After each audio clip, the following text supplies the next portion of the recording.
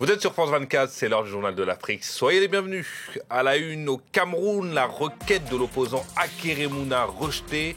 Il souhaitait déclarer le président Paul Biya inéligible à l'élection présidentielle d'octobre prochain. Une demande qui a été jugée non justifiée par le Conseil constitutionnel. On ira au Malawi où la suppression de l'USAID commence à se faire sentir. Le programme alimentaire mondial et le HCR ont quasiment plié bagages. Nos correspondants se sont rendus dans le seul camp de réfugiés du pays.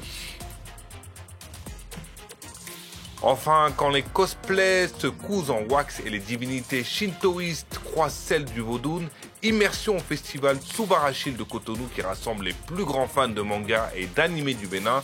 Le reportage en fin d'édition. Et on ouvre ce journal au Cameroun où la requête de Akeremouna, candidat à l'élection présidentielle du 12 octobre prochain, a été rejetée.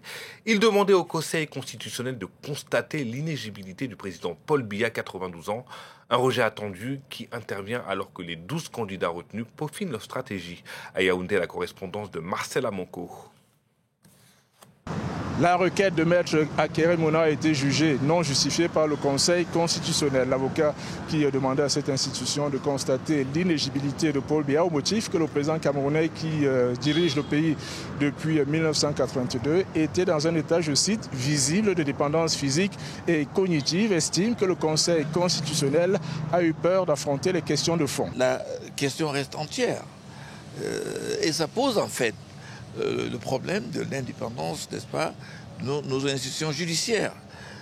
Est-ce que le président du Conseil,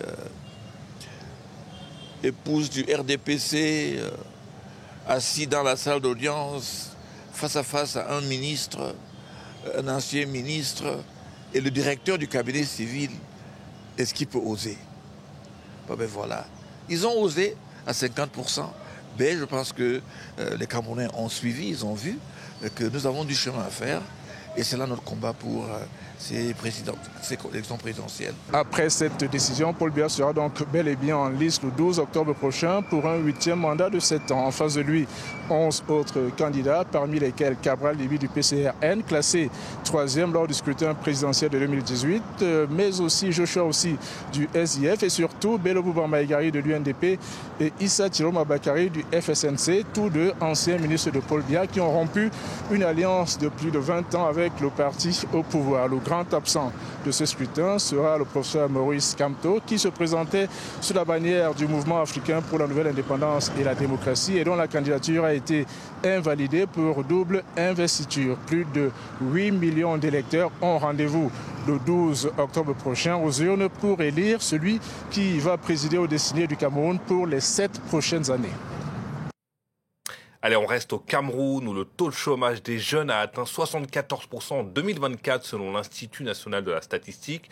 Certains quittent donc leur pays direction la Russie pour être recrutés par l'armée. Un travail bien payé mais aussi très dangereux selon un lanceur d'alerte. Une centaine de Camerounais ont été tués depuis plus d'un an dans le front ukrainien. Le récit de Nicolas Chamontin. Béatrice est une mère endeuillée. En décembre dernier, son fils, Brice, part pour la Russie pour s'engager dans l'armée. En février, elle reçoit une lettre l'informant de sa disparition à l'âge de 34 ans. Tant qu'ici, il ne travaillait pas.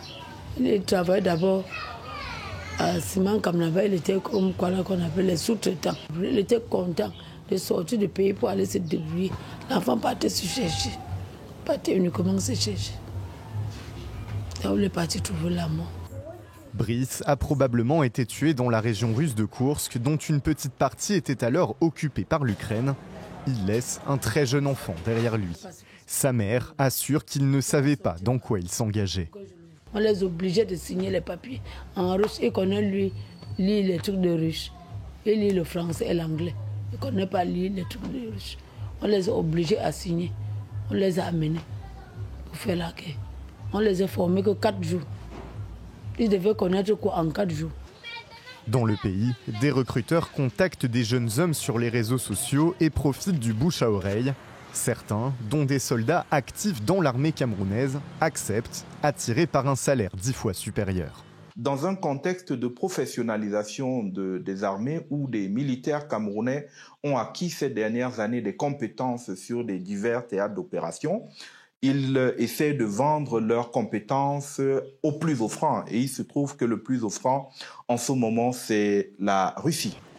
Impossible de savoir avec précision combien de Camerounais combattent pour l'armée russe contre l'Ukraine. D'après un lanceur d'alerte, une centaine a été tuée depuis 1 an. On s'arrête en République démocratique du Congo. La peine de mort a été requise contre l'ancien président Joseph Kabila. L'ancien président au pouvoir entre 2001 et début 2019 est accusé d'être complice des rebelles de l'AFC M23. Il est jugé notamment pour participation à un mouvement insurrectionnel, crimes de guerre, viol et pillage. Les partis civils ont exigé des dizaines de milliards de dollars au titre des réparations et des dommages. La correspondance à Kinshasa d'Aurélie Bazara-Kimangula. C'est la peine la plus lourde qui a été requise devant la haute cour militaire de Kinshasa pour l'accusation. Joseph Kabila est le vrai chef de l'AFC M23, un groupe rebelle soutenu par le Rwanda et qui occupe de larges parties de territoire dans l'est du Congo. Le ministère public a présenté l'ancien président comme complice du Rwanda qui cherche selon lui à renverser le régime du président Tshisekedi.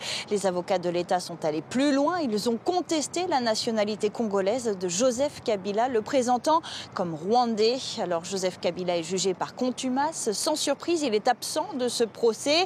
Il n'y a d'ailleurs aucun avocat de la défense dans la salle.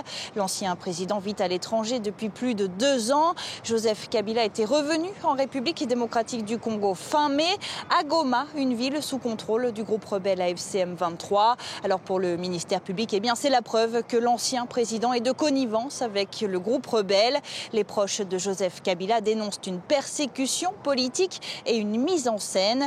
Le verdict de ce procès très médiatisé ici à Kinshasa est attendu dans les prochaines semaines. Le 1er juillet dernier, les États-Unis mettaient officiellement fin à l'USAID, une politique d'aide lancée en 1961 dont près de 40% du budget était consacré à l'Afrique.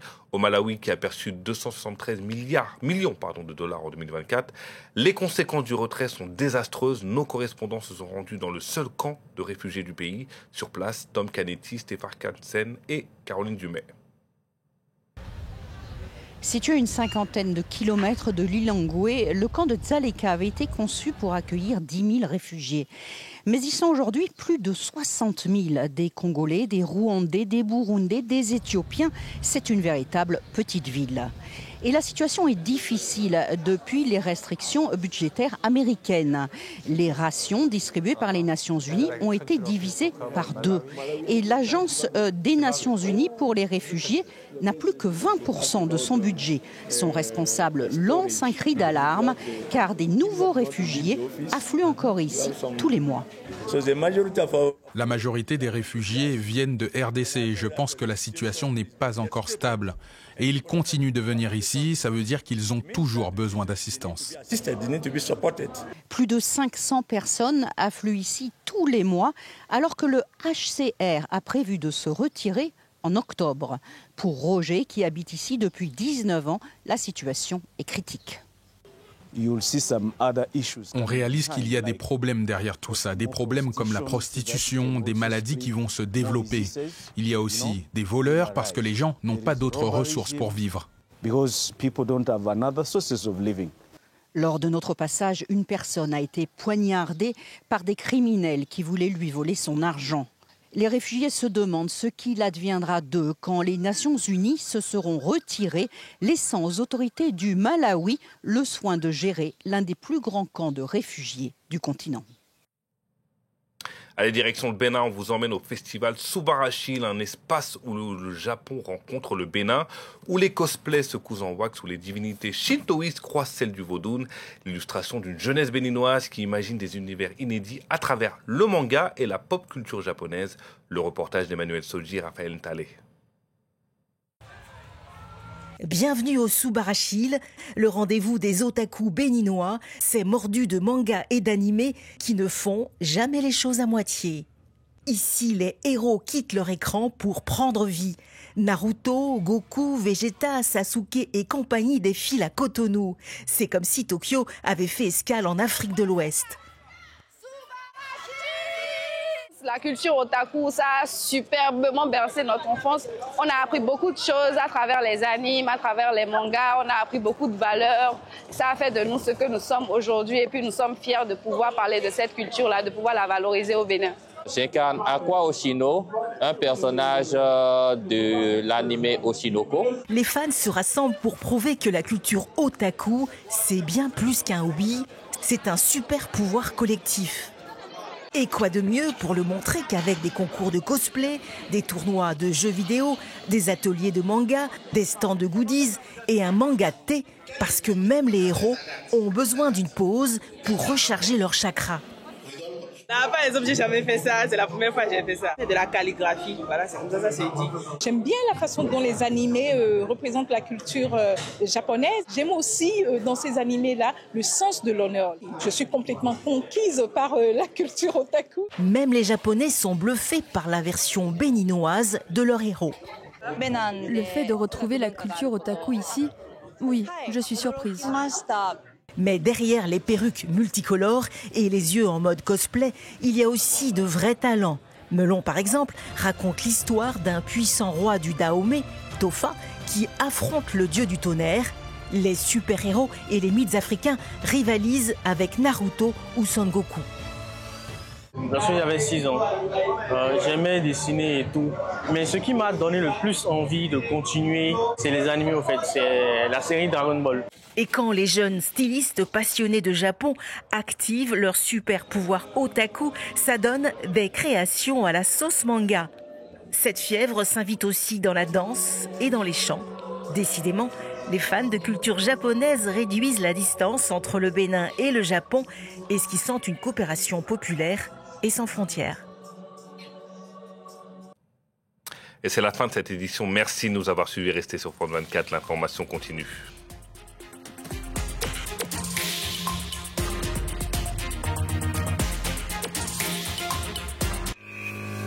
Je suis Bastien Renouille, correspondant de France 24 à Nairobi. Je couvre l'actualité de l'Afrique de l'Est. Retrouvez-moi dans le Journal de l'Afrique et dans les autres éditions des journaux de France 24. Bastien Renouille, l'un des 200 correspondants de France 24 dans le monde.